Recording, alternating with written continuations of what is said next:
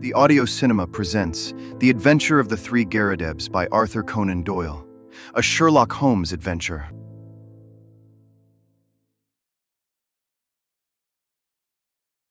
It may have been a comedy, or it may have been a tragedy. It cost one man his reason, it cost me a bloodletting, and it cost yet another man the penalties of the law.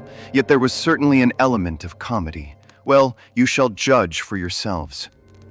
I remember the date very well, for it was in the same month that Holmes refused a knighthood for services which may perhaps someday be described.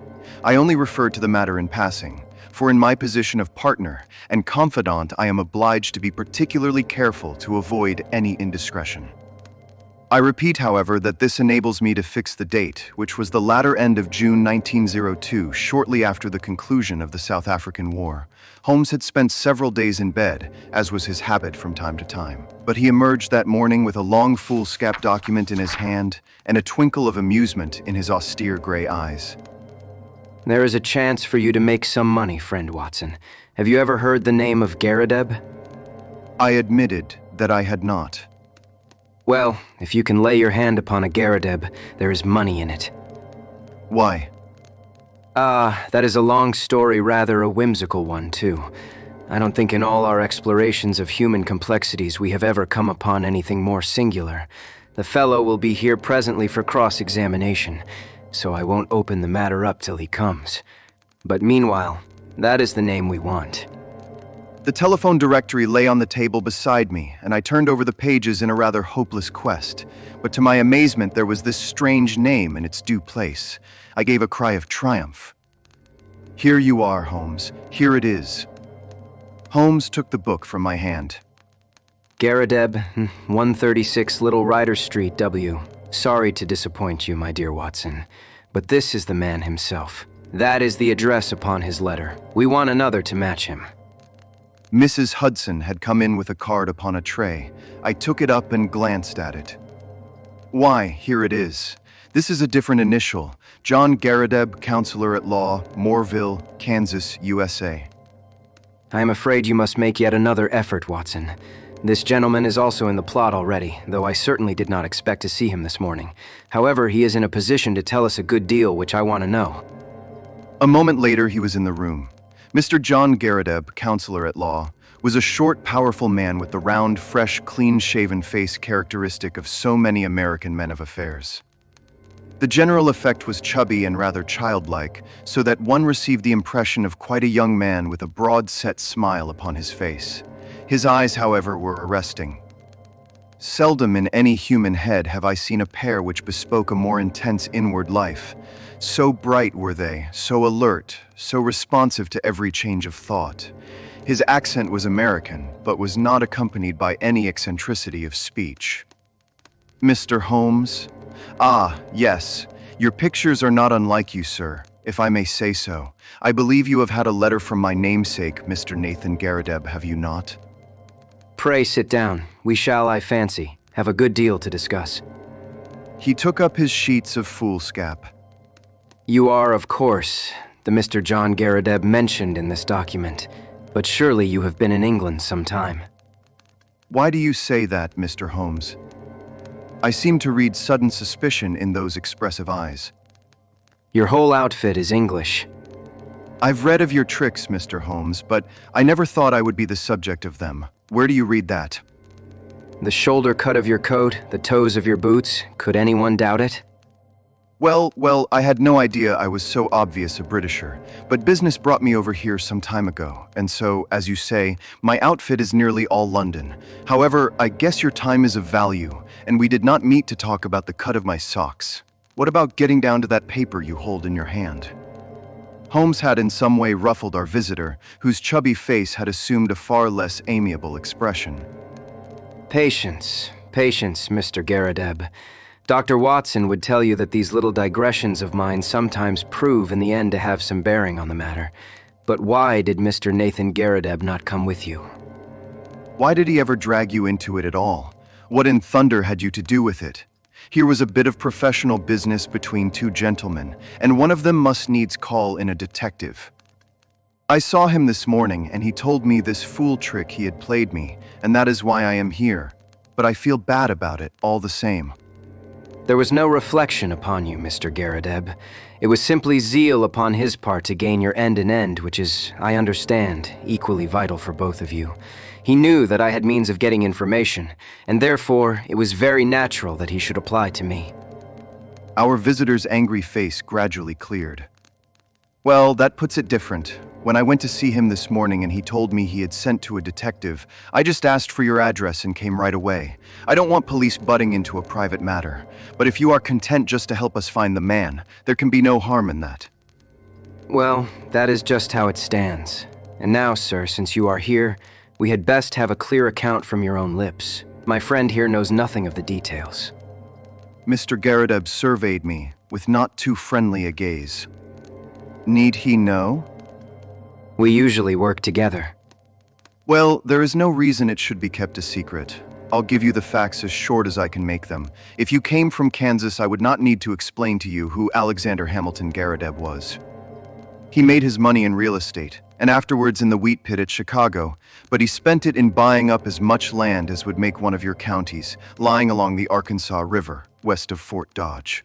It is grazing land and lumberland and arable land and mineralized land, and just every sort of land that brings dollars to the man that owns it. He had no kith nor kin, or if he had, I never heard of it, but he took a kind of pride in the queerness of his name. That was what brought us together. I was in the law at Topeka, and one day I had a visit from the old man, and he was tickled to death to meet another man with his own name. It was his pet fad, and he was dead set to find out if there were any more Garridebs in the world. "Find me another," said he. I told him I was a busy man and could not spend my life hiking round the world in search of Garridebs. "Nonetheless," said he, "that is just what you will do if things pan out as I planned them." I thought he was joking, but there was a powerful lot of meaning in the words, as I was soon to discover. For he died within a year of saying them, and he left a will behind him. It was the queerest will that has ever been filed in the state of Kansas. His property was divided into 3 parts, and I was to have one on condition that I found 2 Garridebs who would share the remainder. It is $5 million for each if it is a cent, but we can't lay a finger on it until we all 3 stand in a row. It was so big a chance that I just let my legal practice slide and I set forth looking for Garridebs. There is not one in the United States. I went through it, sir, with a fine-tooth comb, and never a Garrideb could I catch. Then I tried the old country. Sure enough, there was the name in the London telephone directory. I went after him 2 days ago and explained the whole matter to him, but he is a lone man, like myself, with some women relations, but no men. It says 3 adult men in the will. So you see, we still have a vacancy, and if you can help to fill it, we will be very ready to pay your charges. Well, Watson, I said it was rather whimsical, did I not? I should have thought, sir, that your obvious way was to advertise in the agony columns of the papers. I have done that, Mr. Holmes. No replies. Dear me, well, it is certainly a most curious little problem. I may take a glance at it in my leisure. By the way, it is curious that you should have come from Topeka. I used to have a correspondent. He is dead now. Old Dr. Lysander Starr, who was mayor in 1890. Good old Dr. Starr. His name is still honored. Well, Mr. Holmes, I suppose all we can do is to report to you and let you know how we progress. I reckon you will hear within a day or 2. With this assurance, our American bowed and departed. Holmes had lit his pipe, and he sat for some time with a curious smile upon his face. Well? I am wondering, Watson, just wondering. At what? Holmes took his pipe from his lips. I was wondering, Watson, what on earth could be the object of this man in telling us such a rigmarole of lies? I nearly asked him so, for there are times when a brutal frontal attack is the best policy, but I judged it better to let him think he had fooled us. Here is a man with an English coat frayed at the elbow and trousers bagged at the knee with a year's wear, and yet by this document and by his own account, he is a provincial American lately landed in London.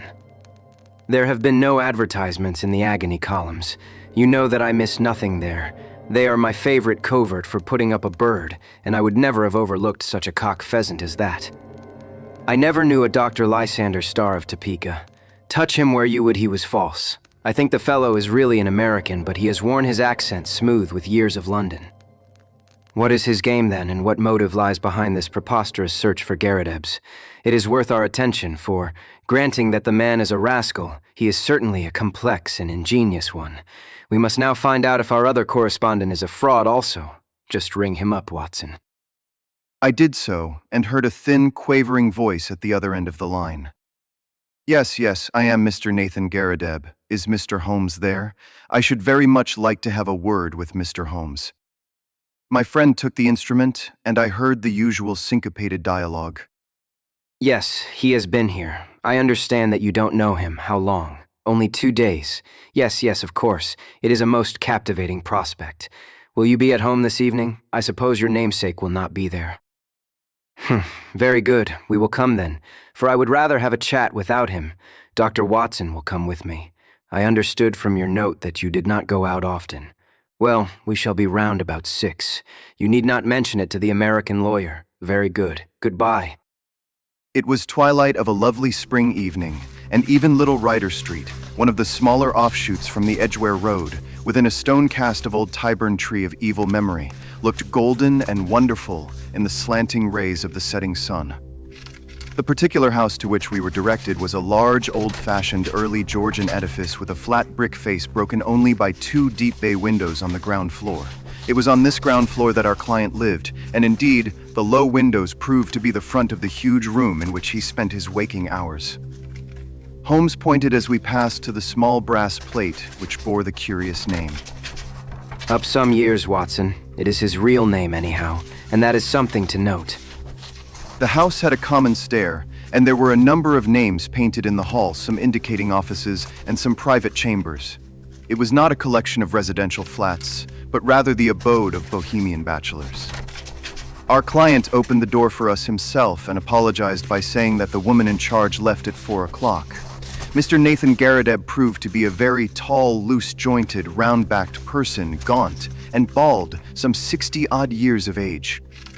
He had a cadaverous face with the dull, dead skin of a man to whom exercise was unknown. Large round spectacles and a small projecting goat's beard combined with his stooping attitude to give him an expression of peering curiosity.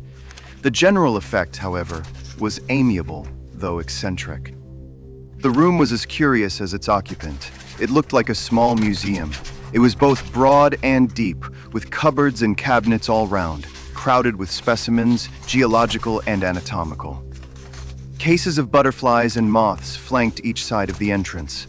A large table in the center was littered with all sorts of debris, while the tall brass tube of a powerful microscope bristled up amongst them. As I glanced round, I was surprised at the universality of the man's interests. Here was a case of ancient coins. There was a cabinet of flint instruments. Behind his central table was a large cupboard of fossil bones. Above was a line of plaster skulls with such names as Neanderthal, Heidelberg, Cro-Magnon printed beneath them. It was clear that he was a student of many subjects. As he stood in front of us now, he held a piece of chamois leather in his right hand, with which he was polishing a coin. Syracusan of the best period, they degenerated greatly towards the end. At their best I hold them supreme, though some prefer the Alexandrian school. You will find a chair here, Mr. Holmes. Pray allow me to clear these bones. And you, sir, yes, Dr. Watson, if you would have the goodness to put the Japanese vase to one side. You see round me my little interests in life. My doctor lectures me about never going out, but why should I go out when I have so much to hold me here? I can assure you that the adequate cataloging of one of those cabinets would take me 3 good months. Holmes looked round him with curiosity. But do you tell me that you never go out?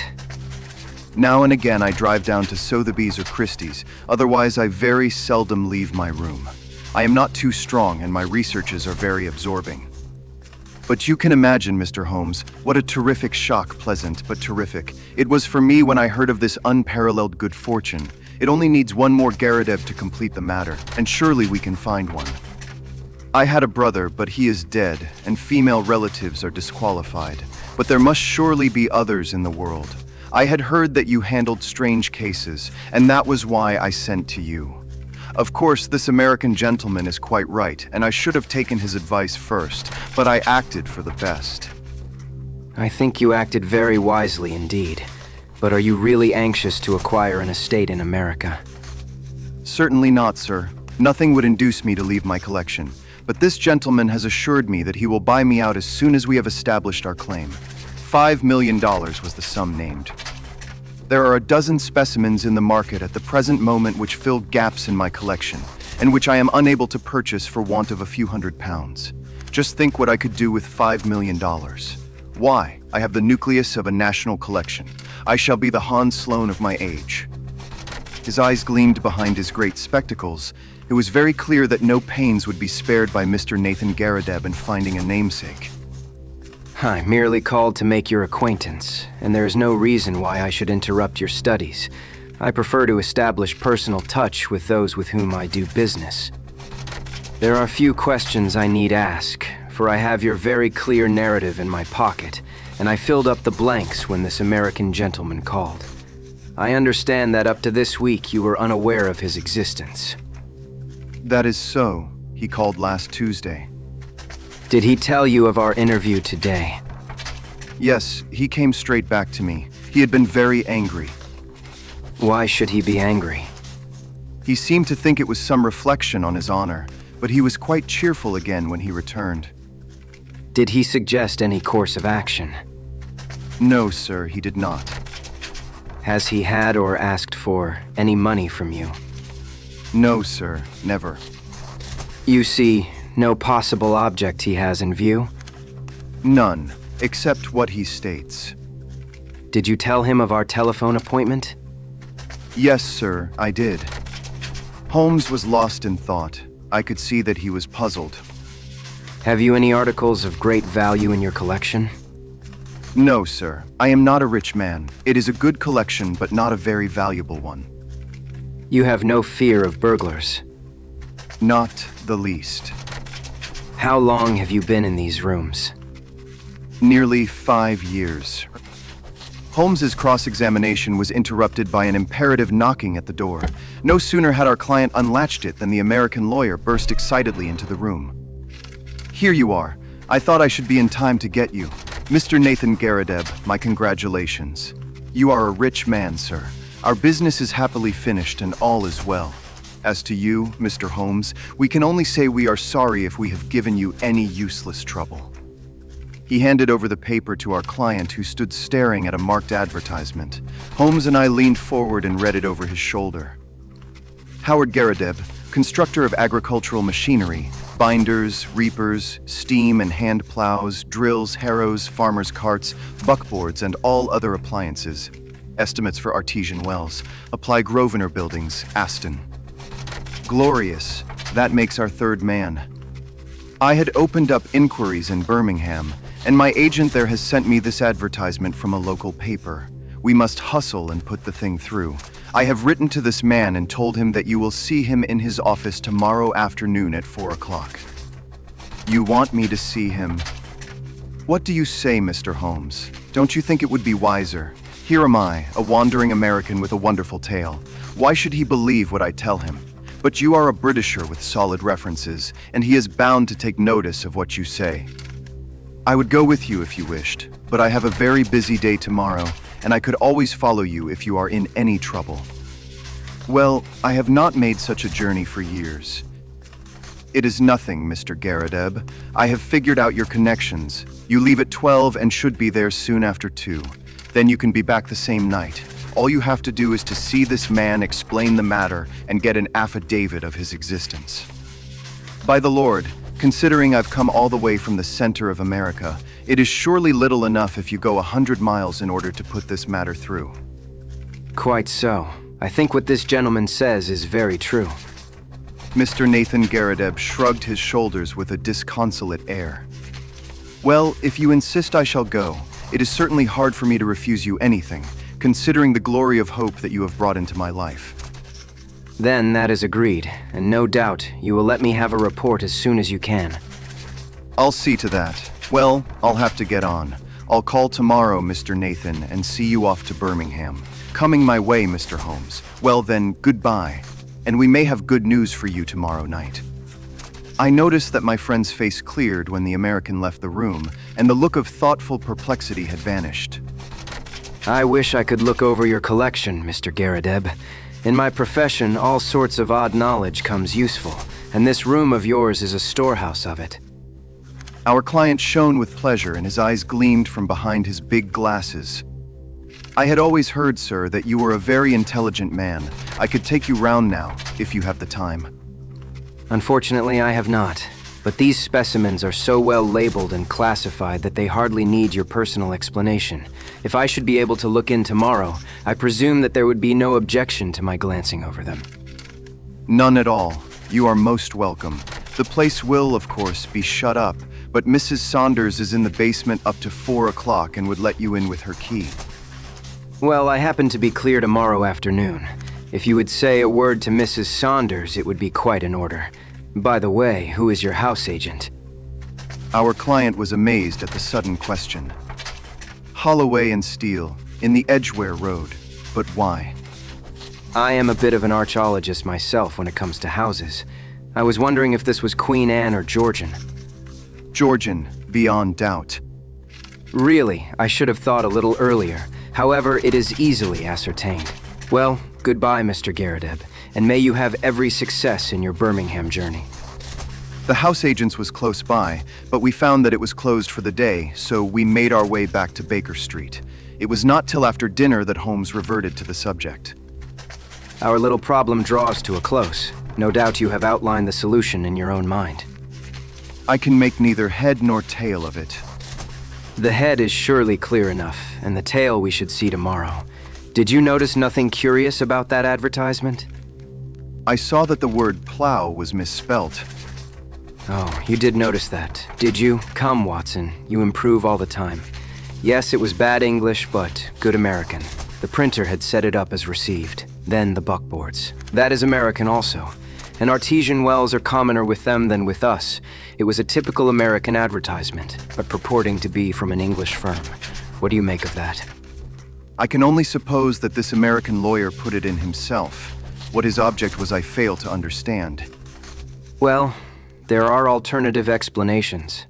Anyhow, he wanted to get this good old fossil up to Birmingham. That is very clear.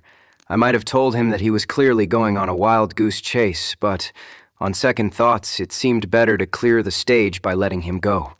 Tomorrow, Watson. Well, tomorrow will speak for itself. Holmes was up and out early. When he returned at lunchtime, I noticed that his face was very grave. This is a more serious matter than I had expected, Watson.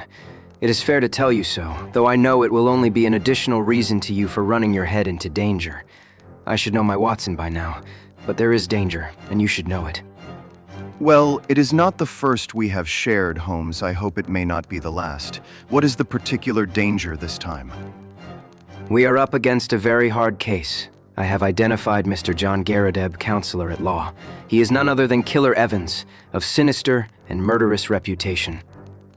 I fear I am none the wiser. It is not part of your profession to carry about a portable Newgate calendar in your memory. I have been down to see friend Lestrade at the yard. There may be an occasional want of imaginative intuition down there, but they lead the world for thoroughness and method. I had an idea that we might get on the track of our American friend in their records. Sure enough, I found his chubby face smiling up at me from the Rogues Portrait Gallery. James Winter, alias Moorcroft, alias Killer Evans, was the inscription below. Holmes drew an envelope from his pocket. I scribbled down a few points from his dossier, aged 44. Native of Chicago, known to have shot 3 men in the States. Escaped from penitentiary through political influence. Came to London in 1893. Shot a man over cards in a nightclub in the Waterloo Road in January 1895. Man died, but he was shown to have been the aggressor in the row. Dead man was identified as Roger Prescott, famous as forger and coiner in Chicago. Killer Evans released in 1901. Has been under police supervision since, but so far as known has led an honest life. Very dangerous man, usually carries arms and is prepared to use them. That is our bird, Watson, a sporting bird, as you must admit. But what is his game? Well, it begins to define itself. I have been to the house agents. Our client, as he told us, has been there 5 years. It was unlet for a year before then. The previous tenant was a gentleman at large named Waldron. Waldron's appearance was well remembered at the office. He had suddenly vanished and nothing more been heard of him. He was a tall, bearded man with very dark features. Now, Prescott, the man whom Killer Evans had shot, was, according to Scotland Yard, a tall, dark man with a beard. As a working hypothesis, I think we may take it that Prescott, the American criminal, used to live in the very room which our innocent friend now devotes to his museum. So at last we get a link, you see. And the next link? Well, we must go now and look for that. He took a revolver from the drawer and handed it to me. I have my old favorite with me. If our Wild West friend tries to live up to his nickname, we must be ready for him. I'll give you an hour for a siesta, Watson, and then I think it will be time for our Ryder Street adventure. It was just 4 o'clock when we reached the curious apartment of Nathan Garrideb. Mrs. Saunders, the caretaker, was about to leave, but she had no hesitation in admitting us, for the door shut with a spring lock and Holmes promised to see that all was safe before we left. Shortly afterwards, the outer door closed, her bonnet past the bow window, and we knew that we were alone in the lower floor of the house. Holmes made a rapid examination of the premises. There was one cupboard in a dark corner which stood out a little from the wall. It was behind this that we eventually crouched, while Holmes, in a whisper, outlined his intentions. He wanted to get our amiable friend out of his room. That is very clear. And as the collector never went out, it took some planning to do it. The whole of this Garrideb invention was apparently for no other end. I must say, Watson, that there is a certain devilish ingenuity about it, even if the queer name of the tenant did give him an opening which he could hardly have expected. He wove his plot with remarkable cunning. But what did he want? Well, that is what we are here to find out. It has nothing whatever to do with our client so far as I can read the situation. It is something connected with the man he murdered, the man who may have been his confederate in crime. There is some guilty secret in the room. That is how I read it. At first, I thought our friend might have something in his collection more valuable than he knew, something worth the attention of a big criminal. But the fact that Roger Prescott of evil memory inhabited these rooms points to some deeper reason. Well, Watson, we can but possess our souls in patience and see what the hour may bring. That hour was not long in striking. We crouched closer in the shadow as we heard the outer door open and shut. Then came the sharp, metallic snap of a key, and the American was in the room. He closed the door softly behind him, took a sharp glance around him to see that all was safe, threw off his overcoat, and walked up to the central table with the brisk manner of one who knows exactly what he has to do and how to do it. He pushed the table to one side, tore up the square of carpet on which it rested, rolled it completely back, and then drawing a jemmy from his inside pocket, he knelt down and worked vigorously upon the floor. Presently we heard the sound of sliding boards, and an instant later a square had opened in the planks. Killer Evans struck a match, lit a stump of candle, and vanished from our view. Clearly our moment had come. Holmes touched my wrist as a signal, and together we stole across to the open trapdoor. Gently as we moved, however, the old floor must have creaked under our feet, for the head of our American, peering anxiously round, emerged suddenly from the open space. His face turned upon us with a glare of baffled rage which gradually softened into a rather shamefaced grin as he realized that 2 pistols were pointed at his head. Well, I guess you have been one too many for me, Mr. Holmes. Saw through my game, I suppose, and played me for a sucker from the first.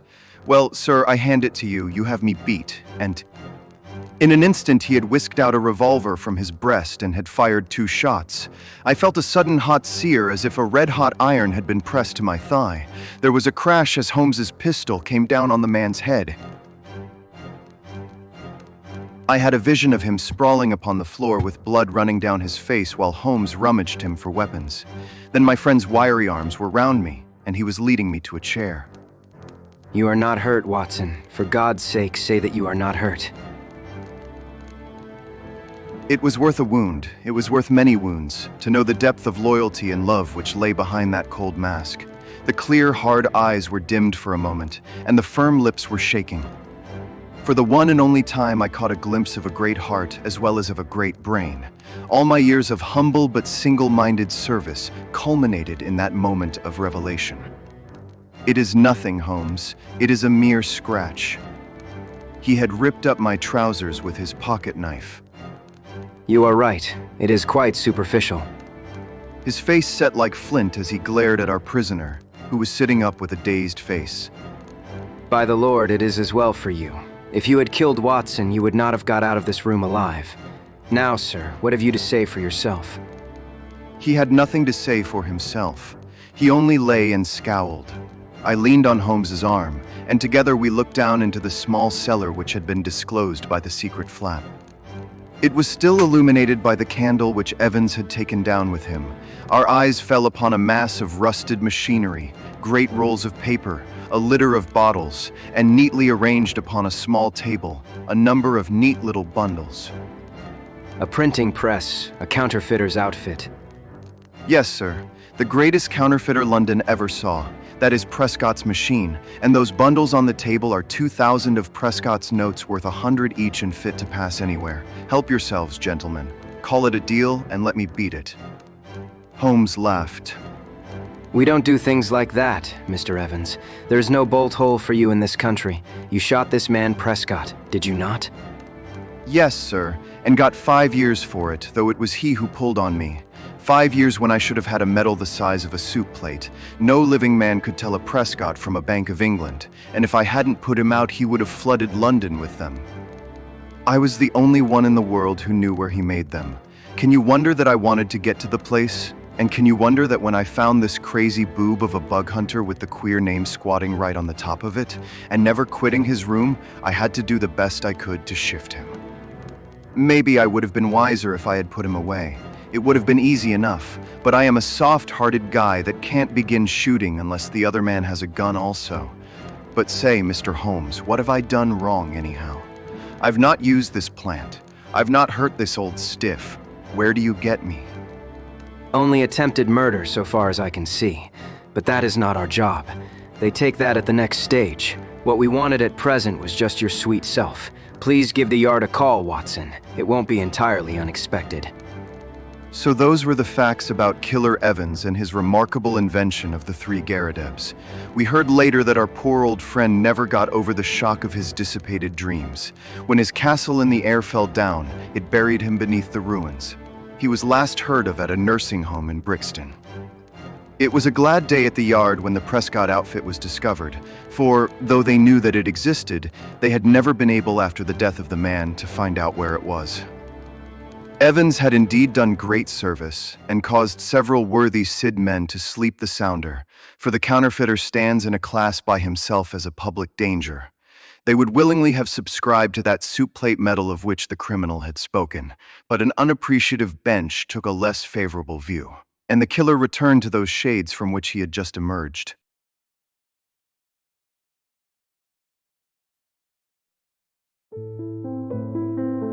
You have been listening to The Adventure of the Three Garridebs from the Casebook of Sherlock Holmes by Arthur Conan Doyle, produced by the Audio Cinema. Visit app.theaudiocinema.com for more cinematic audio productions.